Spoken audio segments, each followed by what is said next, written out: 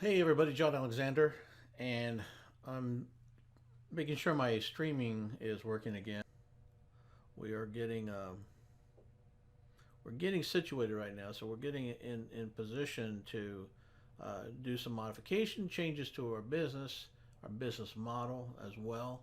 And okay, good. I see a bunch of people coming on, and so with that, I'm hoping to take you guys along with me because unfortunately, we're seeing something we haven't seen before. We're seeing a pandemic. We're seeing everything closing down. Government making sure everything is closing down, and we then, as business owners, we've got to modify what we're doing. We can't just keep doing what we were doing last month because that's not going to work. The second they started closing off personal, one-on-ones, that's just added a whole new dynamic into the economy. Now, what's going to happen is you're going to have some business owners who are going to say, well, maybe this will blow over and we'll get back to normal and everything will work out okay. Now, that's called living in denial. All right, and there's a lot of people in denial. Yeah, you want to wish it, but you can't wish it away. You wish it weren't like that. You're hoping it's not like that. You're saying, "Well, my God, maybe this is it'd be over next week." Look, even if it was, we have a whole new paradigm we're living in now. We've got this thing now where we've got potential viruses. This won't be the last one. I guarantee you. Once these cans of worms open up, there's going to be another one. And for whatever reason, things tend to get worse than they get better. So right now is a time to start positioning yourself to take more of a leadership role, not a okay wait and see, because the business people who wait and see, they'll be out of business. That's unfortunately that's just the way it happens. Um, for many years, my family, who as you most of you know, those was my main they're not employees, but they've worked for the company. They do the vital jobs of the company. And then I've had some employees over the years, and all of them, every one of them, hated me for this one reason. I'm going to share it with you. They hated me so much, and they would talk about it, and they would talk amongst themselves about why they hated this about me. And they didn't hate me, but they hated this about me. And what was it about me? And what was it that they're not doing, right? That they hated so much that I was doing, which in a way you can say, okay, wait a minute, let's before I explain this to you, there's a reason why some people get hated on, right? There's a reason why your actions just piss people off to no end sometimes. But here's the difference. I was leading the country, I would not want to leave this country. I was leading the company, all right, and I was taking us where we needed to go. They were following, all right. So, and you're doing the same thing with your business, and hopefully you're following along, and you can actually say, oh yeah, that's how I feel too. Um, but what I would do, and what they hated, was I was constantly changing the model. And hey, look, there's all types of models for every piece of our business, right? Your business, my business, and I don't care what kind of business you have. You've got models that you've put into place. And here's the thing, if those models don't change, your business dies. If something isn't changing, there's just a basic truth that you have to accept. If your business isn't changing, you're dying. If your body isn't changing, it's dead. That's the only reason it doesn't change. Well, the same thing applies to a business. So here we have a new change. Now we've got the body, and it's been invaded this time by an actual virus. So our business has been invaded by a virus, and now our body has to continue to change to fight that off. And how do we do that? Well, we have to modify and change what we're doing. So we've got people who are going to do two things. And this is just basic human nature. One, they're going to freeze. So the first time panic sets in, the first time something happens, you go into, oh my gosh, I'm just going to stop and I'm just going to wait. Hopefully it passes by. And when we get approached by a lion or a bear or a snake, the first thing we do is we freeze. That's what our bodies are conditioned to do. Our minds are conditioned to do the same thing. We actually stop breathing. So this is the thing you have to actually do the exact opposite of. So if you're in business, the worst thing you can do is freeze and do nothing. That's number one. Number two is the other thing that we do is flight.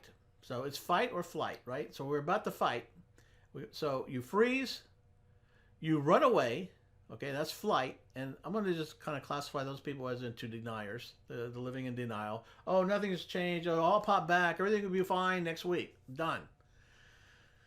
Okay, even if it came back, you can't take that. You, as a business owner, you can't take that as the way you're going to structure your business this week. This week, you need to be making changes. This week, you need to be positioning yourself for a different type of environment out there. Whether it comes or not has nothing to do with it, because either way it will work. So our modifications that we work will work if nothing changes and it stays the same as horrible, right? Or if it does change, all right, in the business model, I mean, in the business in general out there, people freeze up, they don't, there's social distancing, you're not going to have the same business that you had last month.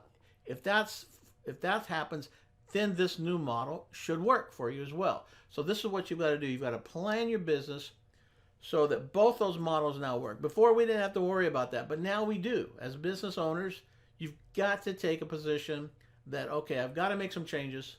Now, what are the changes that I've got to make? And this is just stepping through the logical things that we've got to do to make our business accessible to our clients. We've got customers, we've got clients, and again, I'm in real estate, but this can apply to just about any kind of business, subject to you having to be something like hands-on, like maybe a doctor or something where you actually got to go operate on somebody, you know, then it doesn't work. And grateful for those people hanging in there. But the rest of us, okay, we've basically been, and as we can see worldwide, we're getting to a position where right now, and we don't know how long it's going to last, but let's assume it could be a while. And we have to then assume that our business can't survive that if we don't do something different than what we've been doing. All right, so what do we do differently? Well, we change the business model. We don't change our services because the services are still going to need to be done. Look, people need to eat. There's food. There's food going to people. There's transportation. So the big machine, there's still a machine out there that will work, that will keep going, but then there's changes and modifications. For example, if I'm not going to go to the grocery store when I can pull up an app and say, hey, have somebody deliver to my front steps, and boom, done. Everything's paid for, everything's done. I'm not having to interact with anybody. Well, that's easy to do, but look at that. That's a service. That's a modification. The guys who thought of that and got in early, boom, they're gonna just, they're gonna make a killing at this time. Now, is not taking advantage of the situation. They just, there is a services that need to be done. If you're buying and selling something, such as what we do, real estate, then that service needs to still get done, and we're still going to do it. All right. So, and here's the difference: your competitors are over there frozen right now. They're going, oh, I don't know what's going to happen. What are we going to do? I can't talk to people. I can't drive out to show people property. I can't do whatever the situation is. They're saying all the things they can't do instead of looking and saying, well, wait a minute. Really, I've just got to communicate this idea to another person. How do I do that? How do I do it effectively? All right, because up to now, we've been doing it whatever way we've been doing it, right? But now it needs to change. It needs to go virtual, for example. So a lot of things that we can do is going to go virtual. And I call this virtual connection. Right? So we're going to connect to people virtually in a lot of different ways. And there's actually layers of that virtual connect, because here's the thing. You can't just say, okay, well, I'm just going to send a text to somebody, or, whatever, do what I'm doing right now, just do a video. That's not going to be enough for your customers and your clients. You're going to have to do more. All right. So what is the more?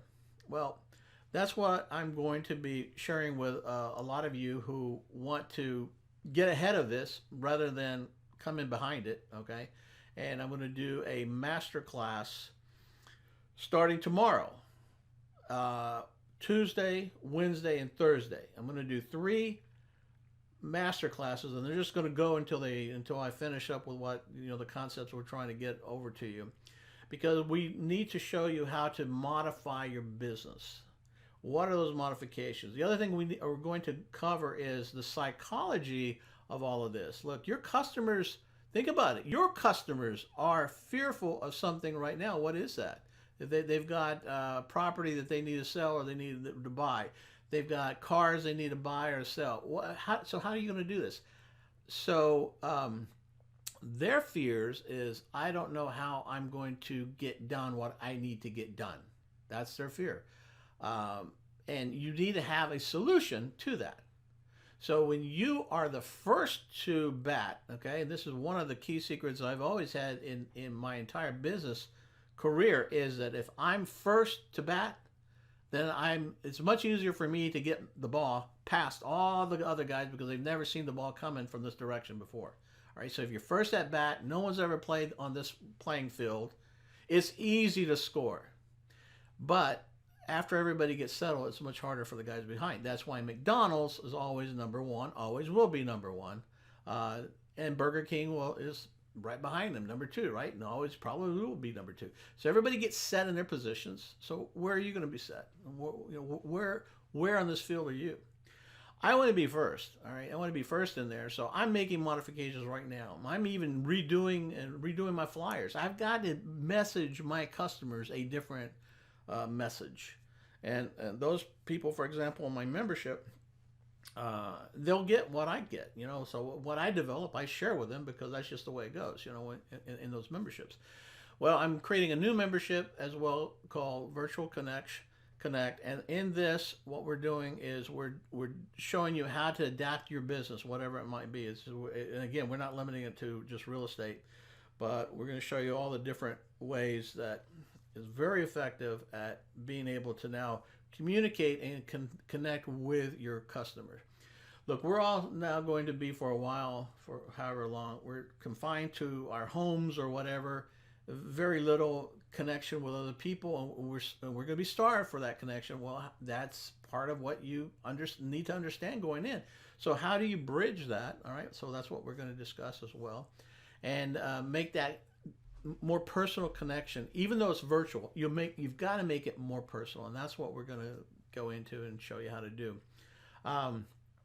You can sign up, and I'll put the link up on the webpage when I get done with this, but you can go to johnalexander.com /connect and get signed up for that masterclass coming up tomorrow and Wednesday and Thursday.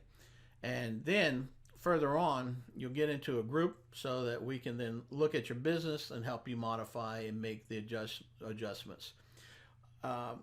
I'm kind of like the king of change, and people, even my close family, hate me for all the changes that I used to do to them, sometimes every month. And in fact, maybe it was on most occasions, it was every month. We made little modifications. Once a year, we made a big modification, and every 5 years, we just made a 180-degree modification. That's kind of like the cycles that the business goes in, and you just have to understand you've got to make them, or you won't survive. I would not have survived as long as I have if I didn't make the modifications. And I've come against the biggest problems a business can come against, and some of you know my story. And nothing takes me out. Nothing has come against me that has taken me out of business. I just keep puttering along, because I am the king of change, and I know how to modify the businesses of my businesses to adjust to whatever I need to continue. Because I started working out of my home when I was 22, when I first got into real estate, and I loved it, and I never wanted to go back to work. Although I've had some ups and downs where I had to go back for several weeks to a month just to make sure the bills were paid, right? But I've never gone to work for a company pretty much longer than that I can remember. It's always been my own business. So I'll help you get adjusted, and no matter what happens, and I'm not a predictor of what's going to happen, but right now it doesn't look good, right? So right now we don't have a choice. We have to modify in order to survive. So I'm going to go through that on the masterclass. Let me open this up to questions. Again, the link for that is johnalexander.com, myname.com/connect. And should be able to sign up for that class right now. Any questions? Any questions?